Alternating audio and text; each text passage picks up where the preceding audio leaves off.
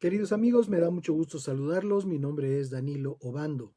Vamos a continuar nuestro comentario sobre el libro de Apocalipsis y en esta ocasión estaremos considerando del capítulo 2 el párrafo número 5. La escritura nos dice así: Así que ponte a pensar en qué has fallado y arrepiéntete, y vuelve a actuar como al principio. De lo contrario, vendré a ti, y si no te arrepientes, quitaré tu candelero de su lugar. La orden de Jesús que Juan debía transmitir a los cristianos radicados en Éfeso incluye una reflexión profunda. Ponte a pensar en qué has fallado. La reflexión es una parte vital en la vida de todo creyente. La vertiginosa rutina de cada día nos impide hacer un alto en el camino para pensar y reflexionar sobre aquello que estamos haciendo. El sentido de esta instrucción es recordar. Mi profesor de álgebra en la prepa frecuentemente nos desafiaba con estas palabras: piense, amigo, piense. Y eso precisamente es lo que quiere el Señor que hagamos, no solo aquellos de Éfeso, sino todos los que nos preciamos de ser sus hijos e hijas. La palabra que se usa en el griego para esta frase es mnemoneo, que seguramente nos hará recordar una técnica de memorización aprendida en la edad escolar llamada mnemotecnia. Y esa mnemoneo significa ejercitar la memoria para corregir, para estar atentos y recordar. Debemos pensar, no vivir de manera autómata como zombies, si me permiten el comparativo. Las rutinas y tareas del diario vivir muchas veces nos encierran en un calabozo de compromisos que asfixian y atan, y en esa condición es imposible que haya un respiro para pensar.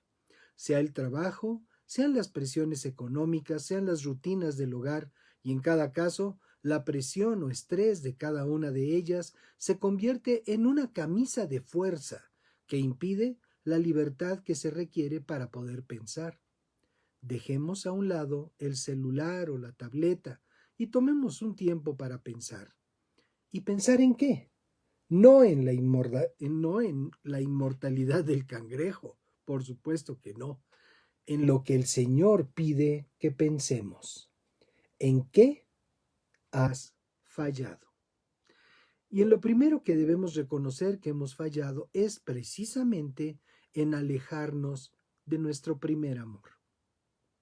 Estando Jesús en Jerusalén, andando por el templo, cuando un escriba le preguntó sobre cuál era el mayor mandamiento y más importante, él respondió con estas palabras, referidas por Marcos en su versión del Evangelio, en el capítulo 12, versos 28 al 30.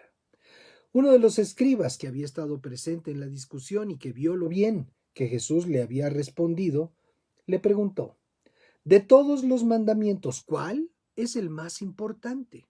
Jesús le respondió: el más importante es: oye, Israel, el Señor nuestro Dios, el Señor es uno. Y amarás al Señor tu Dios con todo tu corazón y con toda tu alma y con toda tu mente y con todas tus fuerzas. Y sin darle tiempo de nada, Jesús lanzó esta segunda declaración inscrita en el verso 31. El segundo en importancia es: amarás a tu prójimo como a ti mismo. No hay otro mandamiento más importante que estos. Nuestro primer amor debe ser restaurado, animado y fortalecido. No podemos decir que amamos al Señor y no amamos a nuestros hermanos. El mismo Juan, en su primera carta, en el capítulo 4, versos 20 y 21, lo declara así: si alguno dice, yo amo a Dios, pero odia a su hermano, es un mentiroso, pues el que no ama a su hermano a quien ha visto, ¿cómo puede amar a Dios a quien no ha visto? Nosotros recibimos de él este mandamiento: el que ama a Dios, ame también a su hermano. De manera que como hijos e hijas hay que ser hacedores de la palabra y no tan solo oidores de ella. Volver al primer amor siempre significará que Dios vuelva hacer nuestra prioridad cotidiana y el amor a nuestro prójimo por consecuencia. Y arrepiéntete. ¿Qué es lo que un auténtico creyente debe hacer cuando entiende que ha hecho lo malo? En principio, no lo debería haber hecho, pero como somos tan necios y vivimos inmersos en un mundo sin Dios que nos seduce continuamente para que seamos parte de sus detracciones y pecados, debemos arrepentirnos, volver a lo básico, cambiar de dirección, dejar toda actitud y conducta perversa o mundana mientras podemos hacerlo. El primer amor nos lleva al arrepentimiento porque de ahí surge una relación poderosa con el Dios vivo. Recordar de dónde hemos caído nos permite anhelar nuestra restauración, tener presente la ilusión y la alegría de nuestros primeros encuentros con el Señor nos impulsará a no quedarnos estancados en un sentimiento de culpa y abandono. Y vuelve a actuar como al principio. Eso es lo que el Señor mandó a los de Éfeso, y a ti y a mí en este día.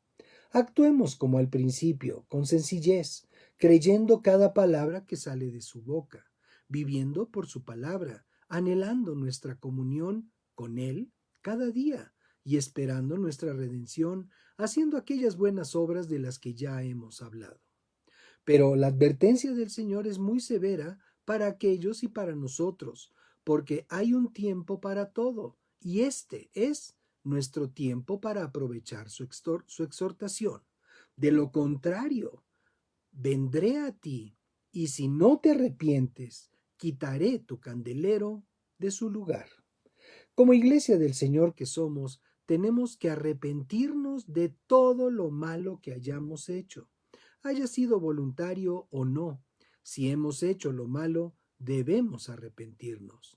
El riesgo es que nuestro candelero, o sea, nuestra identidad como iglesia del Señor y como parte del cuerpo de Cristo, no sea quitada y quedemos siendo una organización humana con buenas intenciones, pero atada a las limitaciones de nuestra propia naturaleza caída. Si meditamos en esto, nos daremos cuenta que ya hay muchas organizaciones que, habiendo empezado por el Espíritu, dejaron de ser lo que fueron y ahora tan solo centros de reunión de gente sin Dios, en donde se predican excelentes mensajes, pero en donde el Espíritu del Señor no está. Estemos atentos a lo que el Señor nos habla. Bendiciones y paz. Nos vemos en la siguiente.